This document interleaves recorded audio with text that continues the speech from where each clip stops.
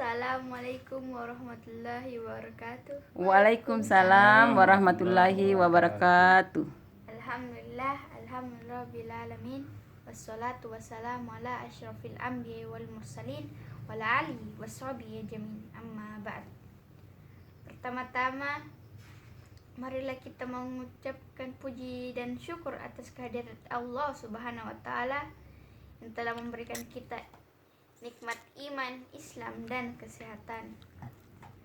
Kedua, solawat serta salam kita sanjungkan kepada baginda Nabi besar Muhammad Sallallahu Alaihi Wasallam beserta para sahabat dan para pengikutnya. Hari ini malam ke-20. Ya. Di sini hari terakhir malam pengampunan. Jadi marilah kita banyak-banyak berdoa kepada Allah Subhanahu wa taala agar dihapuskan dosa-dosa kita yang telah berlalu. Sebelum memasuki acara,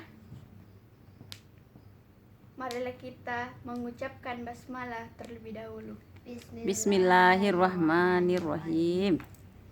Hari ini giliran Bapak IR Jamaluddin Jahid MSI. Kepada dia akan membawakan sebuah kisah yang berjudul Ikhlas. Kepada Bapak saya persilakan. Terima kasih. Sebagaimana biasanya sebelum kita salat tarawih, kita bergantian ceramah atau membacakan kisah-kisah teladan Nabi Muhammad SAW. Saya tiba-tiba dikasih kesempatan atau giliran untuk membacakan kisah. Seharusnya gilirannya siapa hari ini? Semestinya gilirannya Umi. Oh iya kah? Tapi pekerjaannya Umi sekarang adalah jadi kameramen. Jadi tugas itu saya ambil alih. Judulnya adalah Ikhlas. Capek kami masa juga. Abu Bakar merasa penasaran dan bertanya, apakah sunnah itu, wahai putriku? Putri yang dimaksud di sini adalah istri dari Nabi Muhammad Sallallahu Alaihi Wasallam. Setiap pagi Rasulullah selalu pergi ke pasar dan membawa makanan. Makanan itu diberikan beliau untuk seorang pengemis Yahudi yang kondisinya buta yang berada di sana. Lalu kemudian Aisyah, putri Abu Bakar, menjelaskan kepada ayahnya. Keesokan harinya Abu Bakar pergi ke pasar kota Madinah dengan membawa makanan. Setibanya di pasar, Abu Bakar mencari pengemis buta itu. Akhirnya ia berhasil menemukannya. Lalu Abu Bakar memberikan makanan dan menyuapi pengemis itu. Namun tiba-tiba pengemis itu marah, membawa manfaat bagi orang yang melakukannya. Maka anak-anakku semua, kalau melakukan sesuatu itu dilakukan dengan penuh keikhlasan, semata-mata karena mengharapkan ridho dari Allah Subhanahu wa ta'ala. Tidak karena ingin dipuji oleh teman, dipuji oleh orang tua, dipuji oleh guru, atau cari perhatian.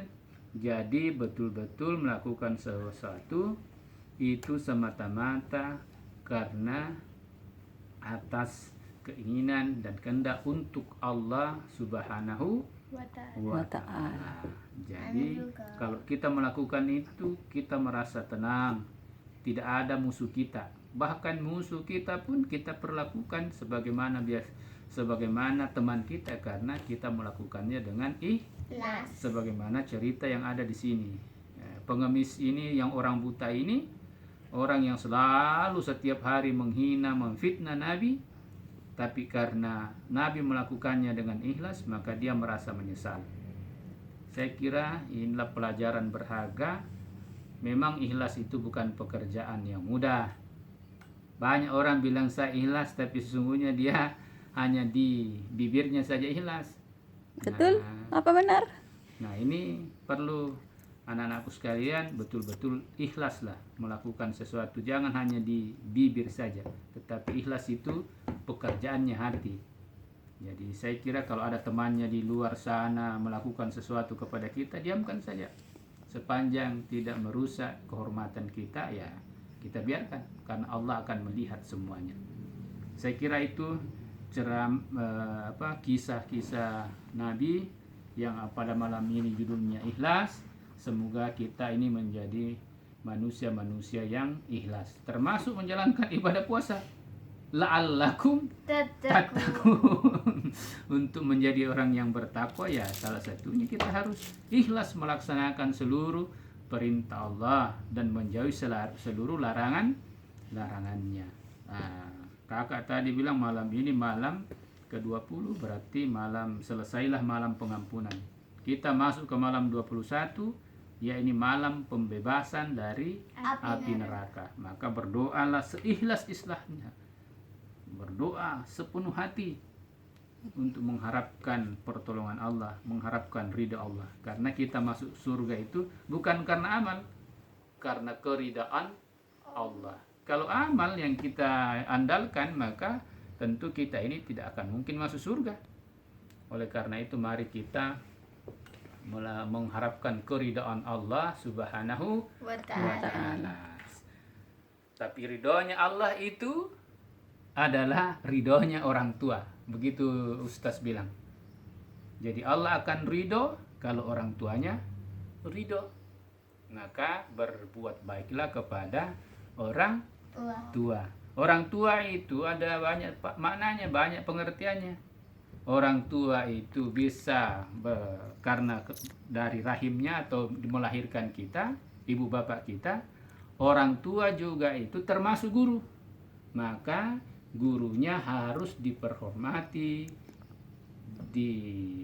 disayangi, harus betul-betul kita taati, karena ya guru-guru itu termasuk bagian daripada yang dimaksud dengan orang tua. Jadi kalau kita biasa membangkang sama orang tua, membangkang sama guru, maka terlalu jauh itu keridhaan Allah. Tetapi kalau orang tua ridho, guru kita ridho, maka insya Allah apa yang kita kerjakan, pelajaran yang kita pelajari itu dengan mudah kita dapat mengetahuinya. Saya kira inilah kisah sekaligus ceramah-ceramah singkat.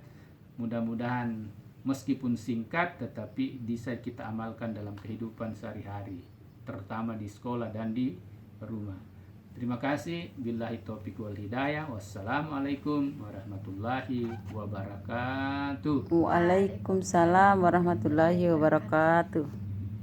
Ya, itulah tadi kisah yang dibawakan atau ceramah singkat yang dibawakan oleh Bapak Insinyur Jamaluddin Jahid, MSI. Semoga bermanfaat bagi kita semua. Dan kita Besok siapa? Oh ya. Kakak. Soal terus. Kan saya Siapa lagi besok? Umimu. Iya, biar terus protokolnya siapa? Siapa protokol kemarin terakhir? Oh, ada lagi protokol karena kakak ya ini. Tuh. kemarin saya Biar misepeng dengan suamiku. Kita protokol apa tuh saya yang Acara selanjutnya sholat tarawih. Bila Kita tutup apa namanya? kafarat. Kita tutup dengan doa kafaratul majelis. Subhanakallahumma wa bihamdika asyhadu an la ilaha illa anta astaghfiruka wa atubu ilaik. Billahi taufiq wal hidayah. Wassalamualaikum warahmatullahi wabarakatuh.